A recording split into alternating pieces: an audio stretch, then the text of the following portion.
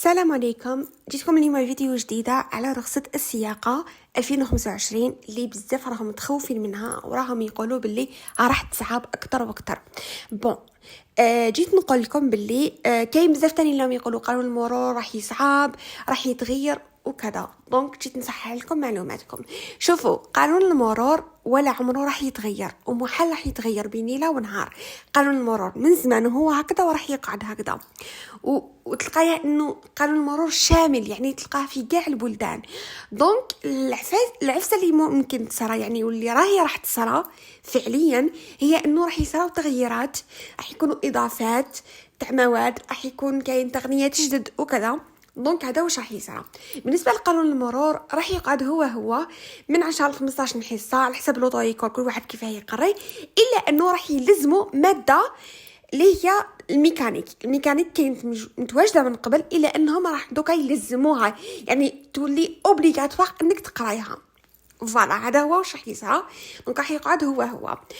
اما الحاجه الثانيه اللي راح تصرى هي انه راح ينحوا لو كاراج ولو ستاسيونمون. فوالا دونك راح ينحوه، راح يخلوه غير لا كوندويت وقانون المرور، يعني جوزوا قانون المرور موراها ديريكتومون لا كوندويت.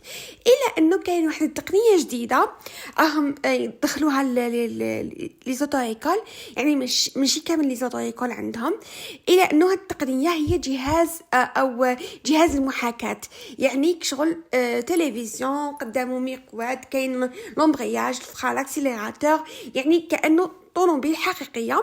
كاين بزاف اللي متخوفين منها ويقول لك باللي هذه راح ينحونا لا كوندويت تاع برا وراح يديروا لنا هذه نمتحنوا بها.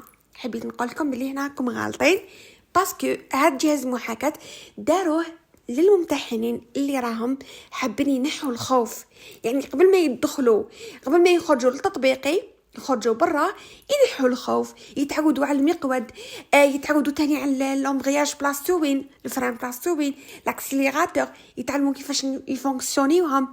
هذه هي انا بور موا مجرد لعبه، الا انه فيها فائده للممتحن، على بها داروها لي زوتويكول وماشي كامل لي زوتويكول دخلوها. وكاين بزاف اللي يقولوا لك باللي راح نولوا بالك نمتحنوا في الميكرو ولا، وراح يتنحلنا هذاك يعني هذاك الكتاب الورقي الى غير ذلك. باش نقول لك بلي هذه المعلومه غير صحيحه، بالك مع الوقت راح تتغير، بصح لحد الان غير صحيحه. دونك بما انه راح ينحوا لكم الكراج والستاسيونمون، فانا بالنسبه لي رخص السياقه راح تزيد تسهل اكثر واكثر.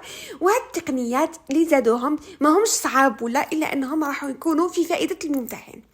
انا بوغ موا هكذا. دونك جيت باش نطمنكم، ما راحش يكون كاين صعب كيما كان